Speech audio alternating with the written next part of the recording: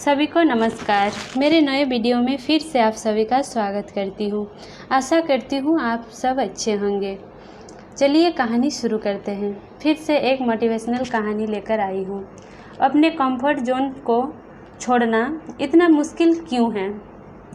एक बार की बात है, एक किसान को अपने खेत में एक घायल बाज का बच्चा मिलता है। दयालु किसान उसे अपने घर ले आता है। उसके घावों की मरहम पट्टी करके वह उसे मुर्गियों के बाड़े में छोड़ देता है। आश्चर्यजनक रूप से कुछ ही समय में वह छोटा बाज मुर्गियों की तरह बोलना और फुदकना सीख जाता है। उन्हीं की तरह पानी पीना, दाना चुभना और धूल में मुंह मारता फिरना।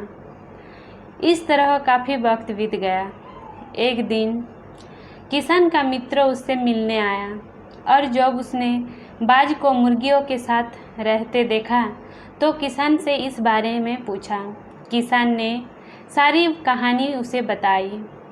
मित्र को उस शानदार पक्षी के लिए बहुत दया आई, जिसे प्रकृति ने बादलों के भी ऊपर उड़ने के लिए बनाया है।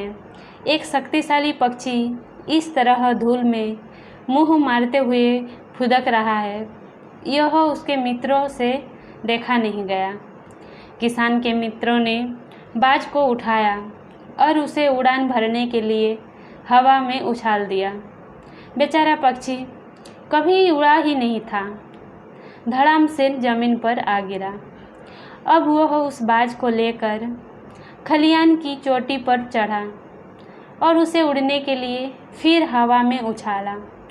भ्रमित पक्षी ने आधे अधूरे मन से अपने पंख फड़फड़ाए पर उड़ नहीं पाया। वह नीचे पड़े घास के ढेर पे आ गिरा।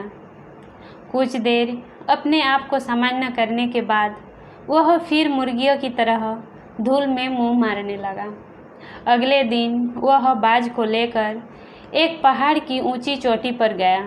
उसने बाज की आंखों में देखा और चिल्लाया, तुम समझते क्यों नहीं?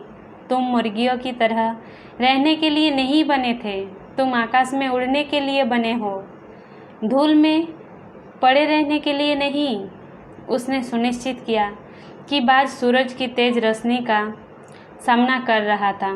फिर उसने शक्तिशाली पक्षी को आकाश में आज़ाद कर दिया और इस बार बाज ने अपने पंख खोले, सूरज को देखा, घाटी से उठते हुए तेज हवा का सहारा लिया और क्षितिज के पार स्वर्ग के बादल में गायब हो गया।